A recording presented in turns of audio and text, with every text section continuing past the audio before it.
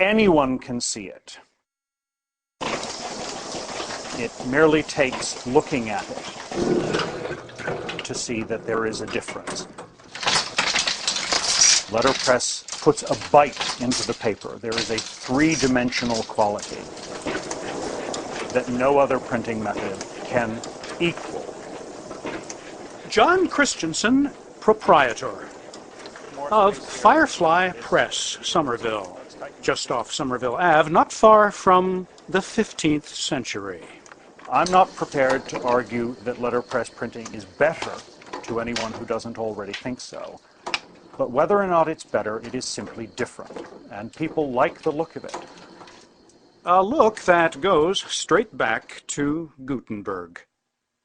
Crisp, tangible, deferential to classic typography, its thicks and thins.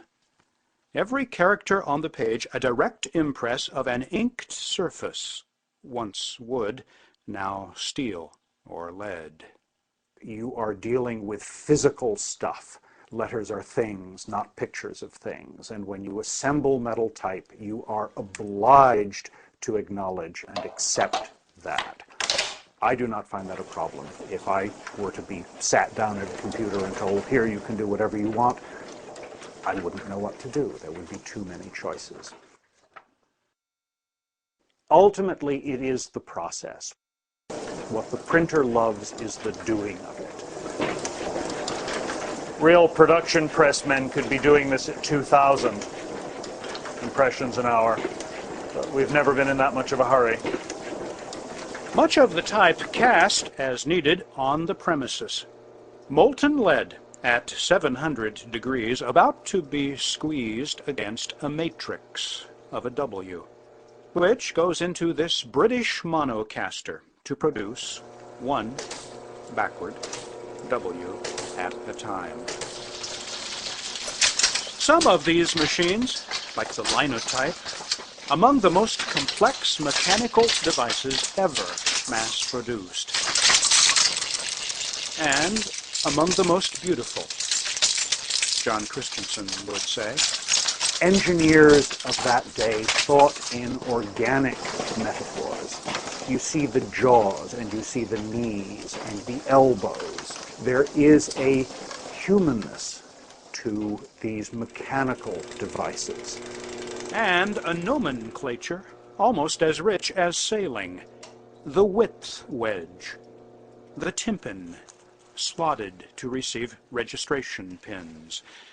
Don't say drawers, say cases. Don't say string, it's page cord. Furniture, pica stick. A single unit of type, any character, is a sort. Make sure you keep enough on hand or you will be out of sorts. Apprentice Catherine McCandless Ruffin, setting Bulmer type for a run of appreciation certificates for a group in Brookline. What do we think about the 24-point Bulmer metallic caps? I think they're a little too much. They're a bit distracting, actually. Yeah. A modest job it is. Still, you take pains. A 72nd of an inch matters. So I think we want to add maybe 6 points. Why don't we say another 6 points there? Color you do by eye, not by mere catalog number. What I'm trying for is a New Englandy summery green, or deciduous green. Now I do notice we have a couple of damaged characters. Yep. Pictorial elements are doable in letterpress from engravings by others, but at Firefly, typography is always trump. When John Christensen can't find a Maltese cross engraving to harmonize with a favorite typeface, he builds one, mitering off the ends of 4 uppercase I's, which snuggle into a typographic Maltese cross for this ordination announcement. The nicest thing as anyone has ever said about my work is it's always so suitable to the purpose. Yes, make it attractive, but make it be what the text needs it to be. whereas in the wild and woolly world of computer typography, there are no rules. The old guys got it remarkably right. There was an intuitive understanding of what constituted readable text. And so you can be at home with letterpress. It will die eventually because people will no longer remember how to do it. So how do you feel about that?